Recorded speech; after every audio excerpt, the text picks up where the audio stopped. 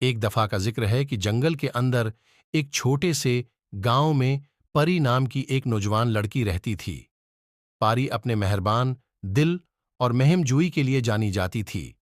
تاہم دیہاتیوں نے ایک پراسرار چڑیل کی کہانیاں سنائیں جو جنگل کے سائے میں چھپ کر منتر کاسٹ کرتی تھی اور فساد برپا کرتی تھی۔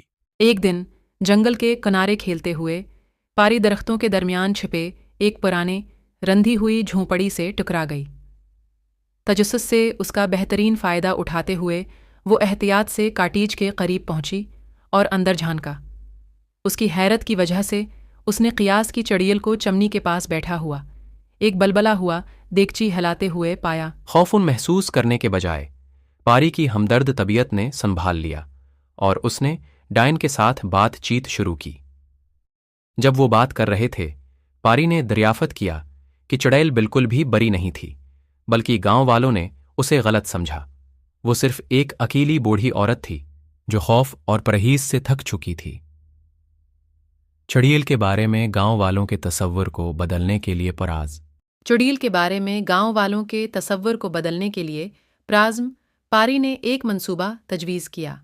وہ ایک ساتھ مل کر پورے گاؤں میں احسان اور سخاوت کے کام انجام دیتے، سب کو دکھاتے کہ ڈائن سے ڈرنا نہیں ہے بلکہ اسے دوست کی طرح گلے لگانا ہے۔ پاری کی رہنمائی اور جادوگرنی کی جادوئی صلاحیتوں کے ساتھ وہ جہاں بھی گئے خوشی اور مسرت پھیلانے کے لیے۔ انہوں نے باڑ کو ٹھیک کرنے، دیہاتیوں کے لیے لذیذ کھانے پکانے میں مدد کی اور یہاں تک کہ بیماروں کو چڑیل کے دوائیوں سے شفا بخشی۔ آہستہ آہستہ لیکن یقینی طور پر گاؤں والوں نے چڑیل کو ایک نئی روشنی میں دیکھنا شروع کیا۔ انہوں نے محسوس کیا کہ وہ ایک شریر جادوگرنی نہیں تھی بلکہ ایک خیال رکھنے والی فرد تھی جو صرف قبول اور پیار کرنا چاہ۔